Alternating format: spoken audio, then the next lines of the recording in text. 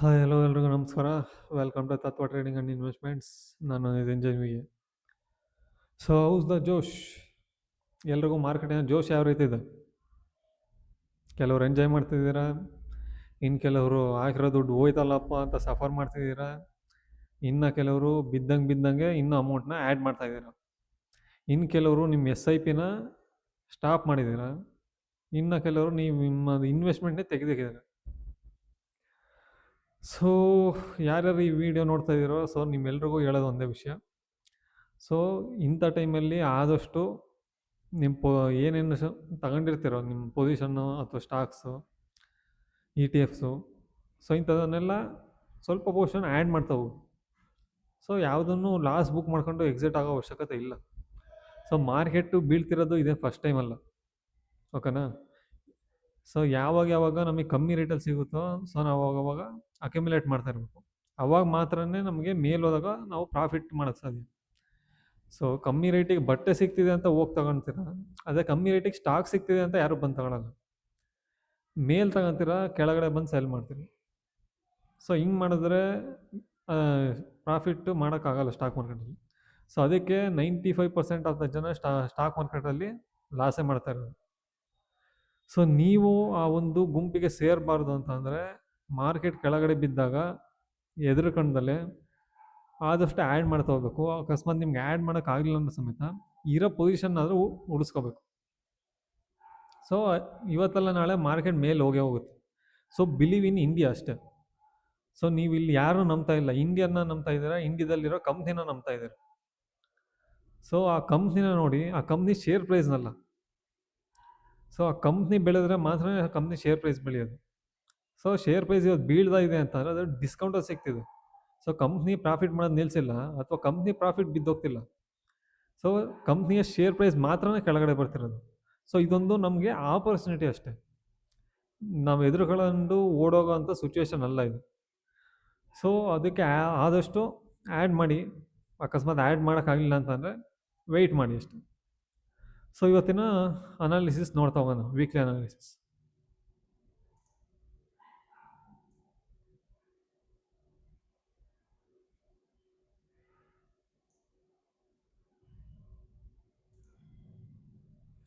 So ಮೊದಲನೇದಾಗಿ ನಾವು ನಿಫ್ಟಿನ ನೋಡ್ತೀವಿ ಅಂತ ಅಂದರೆ, ಸೊ ನಿಫ್ಟಿ ಸುಮಾರು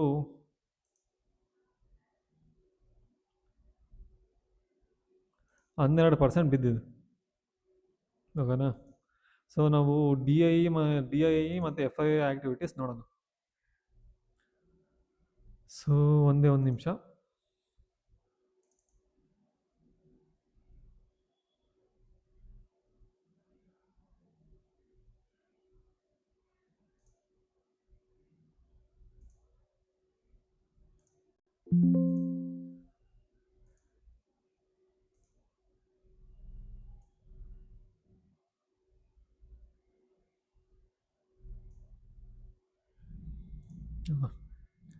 ಸೊ ನಾವು D I F I S activity ನೋಡೋದಾದ್ರೆ, ಸೊ ಇದು ಎಫ್ ಐ ಐಸ್, ಇದು ಡಿ ಐ ಎಸ್. ಸೊ ನೀವು ಇಲ್ಲಿ ನೋಡ್ಬೋದು, ಎಫ್ ಐ ಎಸ್ಸು ಈ ಒಂದು ತಿಂಗಳು ಮಾರ್ಚ್ ತಿಂಗಳಲ್ಲಿ, ಇನ್ನು ಜಸ್ಟ್ ಇವತ್ತು ಮಾರ್ಚ್ 20. ಸೊ ಮಾರ್ಚ್ 20ಕ್ಕೇ ಆಲ್ರೆಡಿ 81,000 ಕೋಟಿನ ಅವರು ಸೆಲ್ ಮಾಡೋಗಿದ್ದಾರೆ. ನಮ್ಮ ಡಿ ಎ ಎಸ್ ಬಂದು 95,000 ಕೋಟಿನ ಬೈ ಮಾಡಿದ್ದಾರೆ. ಆದರೂ ಸಮೇತ ನಮ್ಮ ಮಾರ್ಕೆಟು 12% ಬಿದ್ದಿದೆ. ನೆಟ್ ನಿಮಗೆ ನೋಡೋದಾದರೆ, ಸೊ ನೆಟ್ ಕ್ಯಾಶ್ ಫ್ಲೋ ಬಂದ್ಬಿಟ್ಟು ನಮಗೆ 15,000 ಕೋಟಿ ಕ್ಯಾಶ್ ಇನ್ಫ್ಲೋ ಬಂದಿದ್ರು ಸಮೇತ, ಸೊ ನಮ್ಮ ಮಾರ್ಕೆಟು 12% ಬಿದ್ದಿದೆ. ಸೊ ಇದು ಅಕಾರ್ಡಿಂಗ್ ಟು ವೇವ್ ಅನಾಲಿಸಿಸ್ಸು ನಮಗೆ ಗೊತ್ತು ಮಾರ್ಕೆಟ್ ಏನಾಗ್ತಿದೆ. ಸೊ ಇದು ಆಗೋದಕ್ಕಿಂತ ಮುಂಚೆನೇ ನಾವು ಪ್ರಿಡಿಕ್ಟ್ ಮಾಡಿದ್ವೋ ಇಲ್ಲೋ, ಸೊ ವೇವ್ ಅನಾಲಿಸಿಸ್ ಕಲ್ತವ್ರಿಗೆ ಇದು ಗೊತ್ತಿರುತ್ತೆ ಆಲ್ರೆಡಿ. ಸೊ ನಾವು ಎಕ್ಸ್ಪ್ಲೇನ್ ಮಾಡೋ ಅವಶ್ಯಕತೆ ಇಲ್ಲ.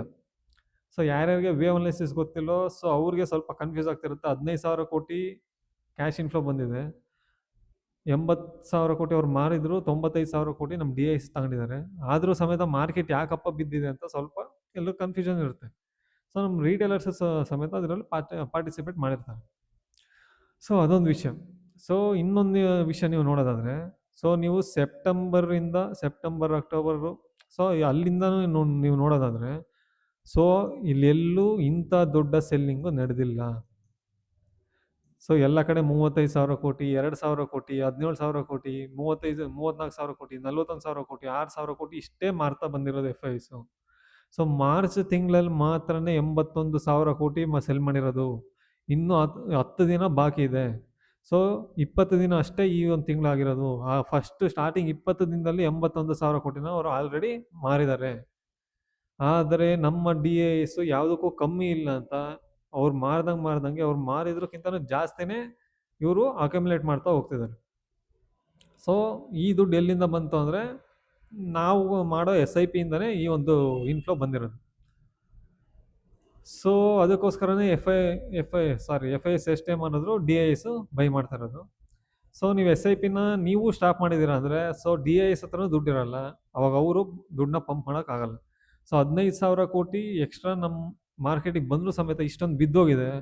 ಅಂಥದ್ರಲ್ಲಿ ನೀವು ಏನಾದರೂ ಎಸ್ ಐ ಪಿನ ಸ್ಟಾಪ್ ಮಾಡಿದ್ದೀರಾ ಅಂತಂದರೆ, ಈ ಒಂದು ಅಮೌಂಟು ಕೂಡ ನಮ್ಮ ಮಾರ್ಕೆಟಿಗೆ ಬರಲ್ಲ.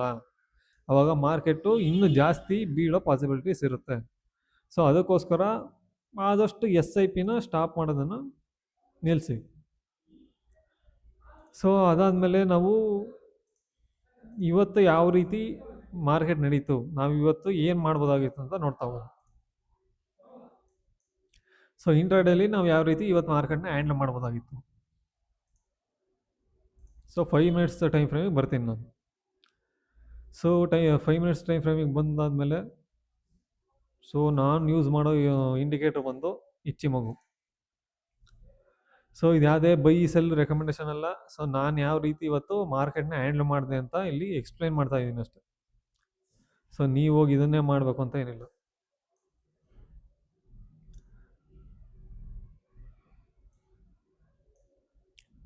ಸೊ ಇವತ್ತು ಮಾರ್ಕೆಟು ಇಲ್ಲಿ ಓಪನ್ ಆಯಿತು. ಒಂದು ಮಾರ್ಕೆಟ್ ಗ್ಯಾಪ್ ಅಪ್ ಆಗಿದ್ದಲ್ದಲೆ ಒಂದು ದೊಡ್ಡ ಮೂಮೆಂಟಮ್ ಗ್ರೀನ್ ಕಲರ್ ಕ್ಯಾಂಡಲ್ ಬಂತು. ಸೊ ಇಲ್ಲಿ ಕ್ಲೋಸ್ ಆಯಿತು. ಸೊ ಇಲ್ಲೆಲ್ಲೂ ನಮಗೆ ಎಂಟ್ರಿ ಇಲ್ಲ, ಓಕೆನಾ. ಸೊ ಇಲ್ಲೆಲ್ಲೂ ಎಂಟ್ರಿ ಇಲ್ಲ. ಇಲ್ಲಿ ಬೇಕು ಅಂದರೆ ತಗೋಬೋದು ಆಗಿತ್ತು, ಆದರೆ ಇಲ್ಲಿ ರಿಸ್ಕ್ ಜಾಸ್ತಿ ಇದ್ದರಿಂದ ನಾನು ಇಲ್ಲೆಲ್ಲೂ ಎಂಟ್ರಿ ತಗೊಳಕ್ಕೆ ಹೋಗಲಿಲ್ಲ. ಇಲ್ಲಿ ಕ್ಲೌಡ್ ಮೇಲೆ ಗ್ರೀನ್ ಕಲರ್ ಕ್ಲೋಸ್ ಆಗಿತ್ತು, ಆದರೂ ಸಮೇತ ನಾನು ತಗೊಳ್ಳಿಲ್ಲ. ಯಾಕೆಂದರೆ ನನಗೆ ಇನ್ನೂ ಇಲ್ಲಿ ಕನ್ಫರ್ಮೇಷನ್ ಸಿಕ್ಕಿರಲಿಲ್ಲ. ಅದಾದಮೇಲೆ ವೆಯ್ಟ್ ಮಾಡಿದೆ. ಸೊ ನಾನು ಇಲ್ಲಿವರೆಗೂ ವೆಯ್ಟ್ ಮಾಡಿದೆ. ಸೊ ಈ ಒಂದು ಕ್ಯಾಂಡಲ್ ಯಾವಾಗ ಕೆ ಎಸ್ನ ಬ್ರೇಕ್ ಮಾಡ್ತೋ, ನಾನು ಅವಾಗ ಇಲ್ಲಿ ಸಿ ಇನ ಸೆಲ್ ಮಾಡಿದೆ. ಸೊ ಸಿ ಇನ ಯಾಕೆ ಸೆಲ್ ಮಾಡಿದೆ, ಪಿ ಇನ ಯಾಕೆ ಬೈ ಮಾಡಲಿಲ್ಲ ಅಂತಂದರೆ, ಸೊ ನನಗೆ ಇವತ್ತು ಅಷ್ಟೊಂದು ಮೂವ್ಮೆಂಟ್ ಆಗಲ್ಲ ಅಂತ ಗೊತ್ತಿತ್ತು. ಸೊ ಅದಕ್ಕೋಸ್ಕರ ನಾನು ಏನು ಮಾಡಿದೆ, ಸೊ ತೀಟಾ ಡಿ ಕೆನ ತಿನ್ನೋದಕ್ಕೋಸ್ಕರ ನಾನು ಸಿ ಇನ ಸೆಲ್ ಮಾಡಿದೆ. ಸೊ ಅದಾದಮೇಲೆ ಯಾವಾಗ ಇಲ್ಲಿ ಬಂದು ಇಲ್ಲಿ ಕ್ಲೋಸ್ ಆಯಿತೋ, ಸೊ ನಾನು ಸ್ಟಾಪ್ ಲಾಸ್ನ ಮೂವ್ ಮಾಡಿದೆ, ಟ್ರೈಲಿಂಗ್ ಸ್ಟಾಪ್ ಲಾಸ್ನ ಮೂವ್ ಮಾಡಿದೆ. ಸೊ ಇಲ್ಲಿ ಇಟ್ಟಾಯಿತು. ಸೊ ಇಟ್ಸ್ ಓಕೆ ಅಂತ ಸುಮ್ಮನಾದೆ. ವೆಯ್ಟ್ ಮಾಡಿದೆ ಮತ್ತೇನಾದರೂ ಎಂಟ್ರಿ ಸಿಗುತ್ತಾ ಅಂತ ವೆಯ್ಟ್ ಮಾಡಿದೆ. ಆದರೆ ಎಂಟ್ರಿ ಸಿಗಲಿಲ್ಲ. ಇಲ್ಲೊಂದು ರಿವರ್ಸ್ ಹ್ಯಾಮರ್ ಫಾರ್ಮ್ ಆಯಿತು. ಸೊ ನನಗೆ ಅಲ್ಲಿ ಗೊತ್ತಾಯಿತು, ಓಕೆ ಏನು ಇಲ್ಲಿ ಮಾರ್ಕೆಟ್ ಬೀಳ್ತಿತ್ತೋ, ಸೊ ಅದು ಕಂಟಿನ್ಯೂ ಆಗಲ್ಲ. ಸೊ ಐದರ್ ಸೈಡ್ ವೇಸ್ ಹೋಗ್ಬೋದು, ಇಲ್ಲ ಒಂದು ಸ್ವಲ್ಪ ರಿವರ್ಸ್ ತಗೋಬೋದು ಅಂತ ನನಗೆ ಅಲ್ಲಿ ಕನ್ಫರ್ಮೇಷನ್ ಸಿಕ್ತು. ಸೊ ಅದಕ್ಕೋಸ್ಕರ ನಾನು ಮತ್ತೆ ಇದನ್ನು ಕಂಟಿನ್ಯೂ ಮಾಡೋಕ್ಕೆ ಹೋಗಲಿಲ್ಲ. ಹಾಗಂತ ನಾನು ಇಲ್ಲಿ ರಿವರ್ಸ್ ತಗೊಳ್ಳಿಲ್ಲ. ಏನಕ್ಕೆ ಅಂದರೆ ನನಗೆ ಮಾರ್ಕೆಟ್ ಸೈಡ್ ವೇಸ್ ಹೋಗುತ್ತಾ ಅಂತ ಡೌಟ್ ಇತ್ತು. ಈ ಥರ ಇಷ್ಟಾದರೆ ಮೇಲ್ಗಡೆ ಬರುತ್ತೆ ಅಂತ ಗೊತ್ತಿರಲಿಲ್ಲ. ಒಟ್ಟು ಇದು ಸೈಡ್ ವೇಸೇ, ಆದರೆ ನನಗೆ ರಿವರ್ಸ್ ಆಗಲ್ಲ ಅನ್ನೋದಂತೂ ಕನ್ಫರ್ಮೇಷನ್ ಇತ್ತು. ಅದಕ್ಕೋಸ್ಕರ ಸೈಡ್ ವೇಸ್ ಆಗುತ್ತೆ ಅಂತ ನಾನು ಏನು ಮಾಡಿದೆ, ಬಿಟ್ಟಾಕಿದೆ. ಸೊ ಇಲ್ಲಿ ಬೇಕಾದ್ರೆ ನಾನು ಎಂಟ್ರಿ ತಗೋಬೋದಾಗಿತ್ತು. ಈ ರಿವರ್ಸ್ ಹ್ಯಾಮರಲ್ಲಿ ನಾನು ಮಿಸ್ ಮಾಡಿದ್ರು. ಇಲ್ಲಿ ಬೇಕಾದ್ರೆ ನಾನು ಎಂಟ್ರಿ ತಗೋಬೋದಾಗಿತ್ತು, ಆದರೆ ಇಟ್ಸ್ ಓಕೆ. ಇಲ್ಲಿ ಆಲ್ರೆಡಿ ಪ್ರಾಫಿಟ್ ಬುಕ್ ಮಾಡಿದ್ದೀನಿ. ಸೊ ನನಗೇನು ನೆಕ್ಸ್ಟ್ ಟ್ರೇಡ್ ತಗೊಳ್ಳಿಲ್ಲ ನಡೆಯುತ್ತೆ. ಯಾಕಂದರೆ ಮಾರ್ಕೆಟ್ ಸೈಡ್ ವೇಸ್ ಆಗಿ ಮತ್ತೆ ಸ್ಟಾಪ್ ಲಾಸ್ ಹಿಟ್ಟಾಯಿತು ಅಂತಂದರೆ ಬಂದಿರೋ ಪ್ರಾಫಿಟ್ ಹೋಗುತ್ತೆ ಅನ್ನೋ ಕಾರಣಕ್ಕೆ ನಾನು ಇಲ್ಲಿ ಮತ್ತೆ ಎಂಟ್ರಿ ತಗೊಳಕ್ಕೆ ಹೋಗಲಿಲ್ಲ. ಸೊ ನಾನು ಇಲ್ಲೇ ನನ್ನ ಟ್ರೇಡ್ನ ಕ್ಲೋಸ್ ಮಾಡಿದೆ. ಸೊ ಇದಿಷ್ಟು ನಂದು ಇವತ್ತಿನ ಟ್ರೇಡಿಂಗ್ ಜರ್ನಿ. ಸೊ ಅದಾದಮೇಲೆ ಸೊ ಮಾರ್ಕೆಟ್ ಇವತ್ತು ಸೈಡ್ ವೇಸ್ ಇತ್ತು. ಸೊ ಯಾವ ಕೂಡ ಟ್ರೆಂಡ್ ಹೋಗಲಿಲ್ಲ. ಸೊ ನಾನು ಅಂದ್ಕೊಂಡಂಗೆ ಇವತ್ತು ಸೈಡ್ ವೇಸ್ ಇತ್ತು. ಇಷ್ಟೊಂದು ಮೂವ್ಮೆಂಟು ಆಗಲ್ಲ ನಾರ್ಮಲ್ ಟೈಮಲ್ಲಿ. ಸೊ ಇವತ್ತೇನಕ್ಕೆ ಮೂವ್ಮೆಂಟ್ ಆಗಿದೆ ಅಂದರೆ IV 20 ಮೇಲಿತ್ತು, ಅರೌಂಡ್ ಒಂದು 25 ಇತ್ತು. ಸೊ ಅದಕ್ಕೋಸ್ಕರ ಇಷ್ಟೊಂದು ಮೂವ್ಮೆಂಟ್ ಆಗಿದೆ. ಸೊ ಇಲ್ಲಾಂದ್ರೆ ಇಷ್ಟು ಮೂವ್ಮೆಂಟ್ ಆಗ್ತಿರಲಿಲ್ಲ. ಸೊ ಇಲ್ಲೆಲ್ಲೇ ಸೈಡ್ ವೇಸ್ ಆಗ್ತಿತ್ತು. ಸೊ IV ಜಾಸ್ತಿ ಇದರಿಂದ ನಾನು ನೆಕ್ಸ್ಟ್ ಟ್ರೇಡು ತಗೊಳಕ್ಕೆ ಹೋಗಿಲ್ಲ, ಒಂದೇ ಸಲ ಪ್ರಾಫಿಟ್ ಬುಕ್ ಮಾಡ್ಕೊಂಡು ಟ್ರೇಡ್ನ ಕ್ಲೋಸ್ ಮಾಡಿದೆ. ಸೊ ನೆಕ್ಸ್ಟು ನಮ್ಮದು ಮಿಡ್ ಕ್ಯಾಪು ನಿಫ್ಟಿ ಮಿಡ್ ಕ್ಯಾಪಿಂದ ನಾವು ನೋಡೋದಾದರೆ,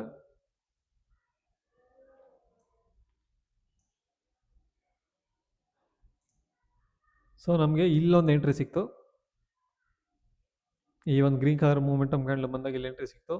ಸೊ ನಾವು ಇಷ್ಟು ಟ್ರೆಂಡ್ನ ರೈಡ್ ಮಾಡಿದ್ವಿ. ಸೊ ಇದ್ದಕ್ಕಿದ್ದಂಗೆ ಇಲ್ಲೇನಾಯಿತು, ಮಾರ್ನಿಂಗ್ ದೊಡ್ಡ ಗ್ಯಾಪ್ ಡೌನ್ ಆಗೋಯ್ತು ನಿನ್ನೆ. ಸೊ ಇದೇನಕ್ಕೆ ಆಯ್ತು ಅಂತಲೂ ನಾನು ಹೇಳ್ತೀನಿ. ಸೊ ಇಷ್ಟು ದೊಡ್ಡ ಗ್ಯಾಪ್ ಡೌನ್ ಆಯಿತು. ಸೊ ನಾವು ಏನು ಮಾಡಬೇಕು, ಈ ಒಂದು ಜಾಗದಲ್ಲಿ ಸ್ಟಾಪ್ ಲಾಸ್ನ ಬುಕ್ ಮಾಡ್ಕೊಳ್ಳೋಕೆ ಆಗ್ತಿರ್ಲಿಲ್ಲ. ಸೊ ಇಲ್ಲಿ ಫಸ್ಟ್ನೇ ಕ್ಯಾಂಡಲ್ ರೆಡ್ ಕಲರ್ ಕ್ಯಾಂಡಲ್ ಬಂದಾಗ ನಾವು ಎಕ್ಸಿಟ್ ಆಗ್ಬೋದಾಗಿತ್ತು. ಸೊ ನಮ್ಗೆ ಅಂಥ ಮೇಜರ್ ಪ್ರಾಫಿಟ್ ಆಗಿರಲ್ಲ, ಯಾಕಂದರೆ ಇಲ್ಲಿಂದ ಇಲ್ಲಿಗೆ ಅಂತಂದರೆ ಇದು ಆಪ್ಷನ್ ಬೈಯಿಂಗ್ ಆಗಿರೋದ್ರಿಂದ ಸೊ ನಮ್ಗೆ ಅಷ್ಟೊಂದು ಪ್ರಾಫಿಟ್ ಆಗಿರಲ್ಲ ಇದರಲ್ಲಿ. ಸೊ ಇಟ್ಸ್ ಓಕೆ, ನೀವೇನಾದ್ರು ಇಲ್ಲೇ ಬುಕ್ ಮಾಡ್ಕೊಂಡಿದ್ರು ನೀವು ಆಲ್ರೆಡಿ ಪ್ರಾಫಿಟಲ್ಲಿ ಎಕ್ಸಿಟ್ ಆಗಿರ್ತೀರ ಇಲ್ಲಿಂದ ಇಲ್ಲಿಗೆ. ಸೊ ನಾನಾಗಿದ್ದರೆ ನಾನು ಇಲ್ಲೇ ಬುಕ್ ಮಾಡ್ಕೊತ ಇದ್ದಿದ್ದು, ಯಾಕೆಂದರೆ ನನಗೆ ಇಲ್ಲಿ ರೆಸಿಸ್ಟೆನ್ಸ್ ಇತ್ತು. ಸೊ ಯಾವಾಗ ಈ ಕ್ಯಾಂಡಲ್ ಇಲ್ಲಿ ರೆಡ್ ಕಲರ್ ಫಾರ್ಮ್ ಆಯಿತು, ನಾನು ಇಲ್ಲೇ ಎಕ್ಸಿಟ್ ಆಗ್ತೀನಿ. ಸೊ ನೀವು ಹಂಗೆ ಬೇಕಾದ್ರೂ ಮಾಡ್ಬೋದಾಗಿತ್ತು, ಇಲ್ಲ ಐದರ್ ಈ ಒಂದು ಕ್ಯಾಂಡಲ್ ಬೇಕಾದ್ರೂ ನೀವು ಎಕ್ಸಿಟ್ ಮಾಡ್ಬೋದಾಗಿತ್ತು. ಸೊ ಇದೇನಕ್ಕೆ ಇದ್ದಕ್ಕಿದ್ದಂಗೆ ಆ್ಯಪ್ ಡೌನ್ ಆಯಿತು. ಸೊ ನಮಗೆ ಗೊತ್ತಾಗ್ತಿರಲಿಲ್ವ ಇದು ಅಂತಂದರೆ, ಅಫ್ಕೋರ್ಸ್ ನಮಗೆ ಹಿಂದಿನ ದಿನವೇ ನಮಗೆ ಇಂಡಿಕೇಶನ್ ಕೊಡ್ತು ಮಾರ್ಕೆಟ್. ಸೊ ನೀವು ಇಲ್ಲಿ 4 ಅವರ್ಸಿಗೆ ಬಂದು ನೋಡೋದಾದರೆ, ಸೊ ನೀವು ಇಲ್ಲಿ ನೋಡ್ಬೋದು. ಸಿ